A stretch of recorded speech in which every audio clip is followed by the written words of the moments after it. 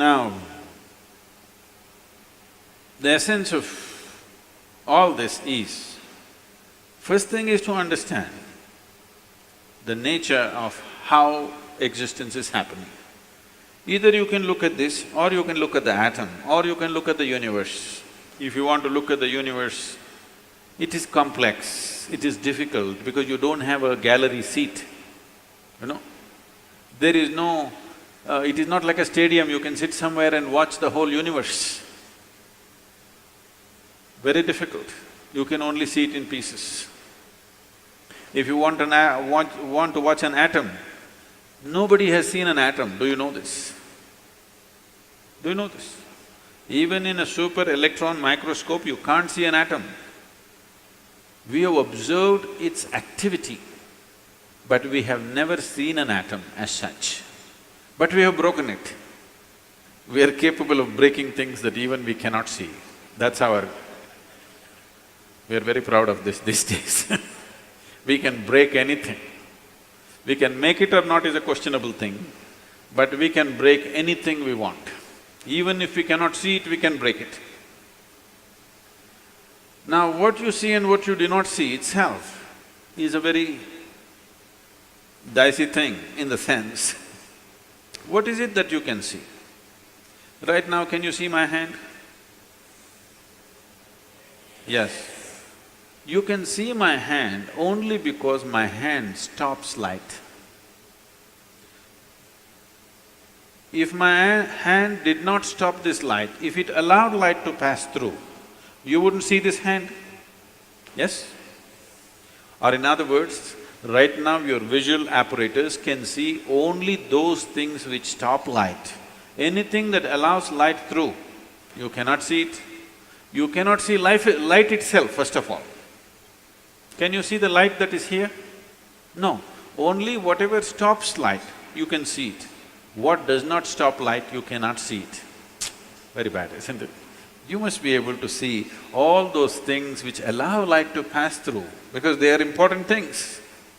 But right now your visual apparatus are trained to see or capable of seeing only that which stops light. So the whole process of seeing life the way it is means, first of all, evolving an eye, a thoughtless eye, an eye which is free of thought. When I say free of thought, it is free from the taint of memory. Right now, these two eyes are heavily loaded with memory. So you can see this. If you see a group of people like this, if you just casually look like this, among these hundreds of people, if there is one face that you're familiar with, you will see suddenly that face sticks out. Have you noticed this? Have you noticed this? You're going in a street, there are 100 people standing there. Your friend is among that. If you look here, just this friend's face is more clear than the rest of the faces, because this eye works with memory. The more memory you have, the better it sees. No memory, it cannot see. Memory means an accumulated past. Memory means information. Memory means that which does not exist but acts out as if it does. Memories are more real than reality, isn't it so? Yes or no? So I want you to understand, everything in your life is run by memory. Not just your computer stick, everything in your life. When I say memory, not just what you carry here, your very body is a body of memory. Why? If you eat a banana, it becomes a masculine body, and if she eats a banana, it becomes a feminine body, is simply because of the memory that it contains, isn't it? The information that is stored in this body and that body is different. Same banana, it becomes a man, same banana, it becomes a woman. Yes or no? Huh? Are you eating different types of bananas? Same thing, same food if you eat, it is becoming one way. In one person it is becoming dark skin, in another person it's becoming fair skin. How? The memory that you carry. Do you remember your great-great-great-great-great-grandfather? You don't. But his nose is sitting on your face. Your body remembers, isn't it? You may not have no idea who it was, but your body remembers even today. 1,000,000 years ago, how your forefathers were, still it remembers, isn't it? So what you call as my body is just a body of memory. And eyes are loaded with memory. Eye which is loaded with memory, an eye which is corrupted with memory, cannot see anything the way it is. It will only see things as it is convenient because the software is working from inside. It will not allow you to see anything the way it is. This is what traditionally we are referring to as karma. It is there in your body, it is there in your energies, it is there in the way your chemical reactions happen, it is there in your brain, it is there in your mind, it is there in everything. In the very physical energy that you carry, there is memory because you will see each person's energies behave differently from the other simply because of the type of memory it carries. If you want to get rid of this, it's a long process. And if you get rid of this, dismantling of the personality and the body will happen. So another way is to create a distance from it. Just hold it little away. When you want to play with it, you play with it. When you want to switch it off, you must be able to switch it off. So for this, an external view is needed. Right now, your ears are loaded with memory, your eyes are loaded with memory, your tongue is loaded with memory. Why? If you are born in Karnataka, if you go to North India, food doesn't taste good is because the tongue is loaded with memory. Yes or no? Have you suffered this or no? You went north and they said aloo bhaji, aloo aloo matar, aloo palak, aloo parota, aloo, they said. You couldn't stay there because your tongue is loaded with memory. It wants the same things back, otherwise it will suffer. So what being loaded with memory means is a cocoon of the past is holding you. It will not allow you to even move into the present. A cocoon of the past holds you and you allow it to do this because it feels safe. It creates a cocoon. There is safety, but in safety, there is also imprisonment. You're really safe if we lock you up in a safe, isn't it? But the problem is you can't get out. That's the whole problem.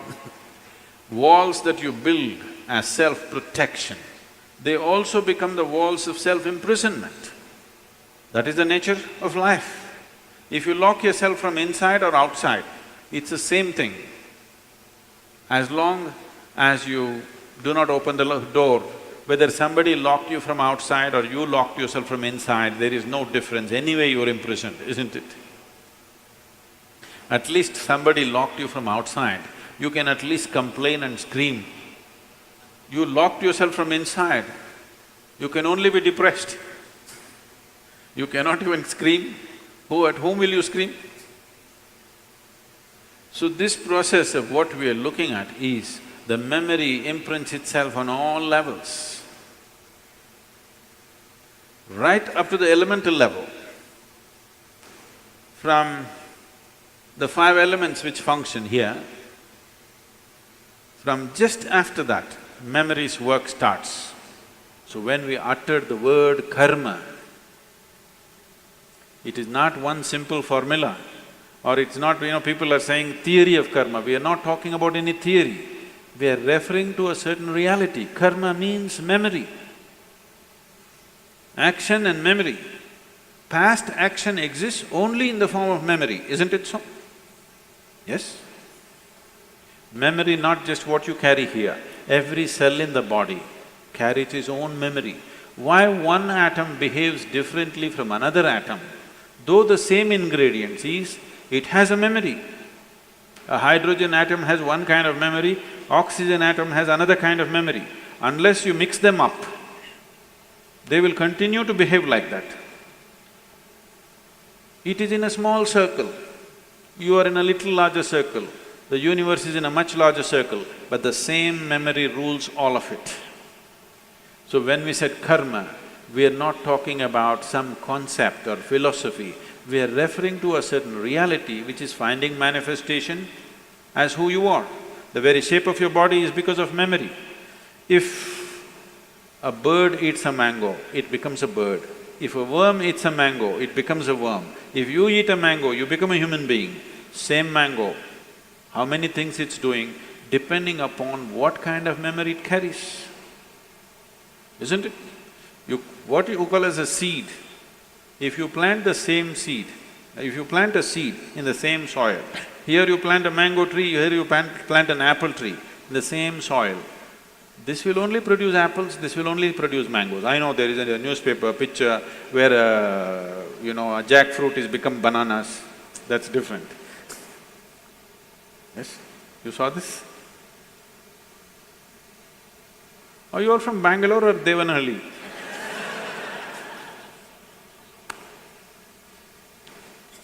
No, you didn't see this? A bunch of bananas are coming out of a jackfruit for some reason. That's a freak. And that's happened because of some mix-up.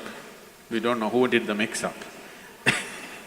But essentially, if you… in the same soil, if you plant an apple seed and a mango seed, this will only produce apples, this will only produce mangoes, because seed is a certain amount of memory, isn't it? Whether it is a seed of a plant or your father's seed which entered your mother's womb, it is just memory and memory and memory, isn't it so? This is karma, and this goes right back, right up to the elemental level, everything is memory.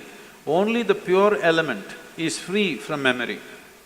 So the idea, when we're starting off Bhutesha, because that's the most important thing, that he mastered the elements, that's why we bow down to him, because he mastered the elements, he has an eye which has no memory, a taintless eye which sees everything just the way it is. So yoga essentially means developing an eye which is not contaminated by memory, which simply sees. It does not see things the way your memory perverts it, it simply sees everything the way it is. This eye will see those things which do not stop light. Right now, these two eyes can only see what stops light. If you start seeing something that does not stop light, that means another dimension of the eye is beginning to function.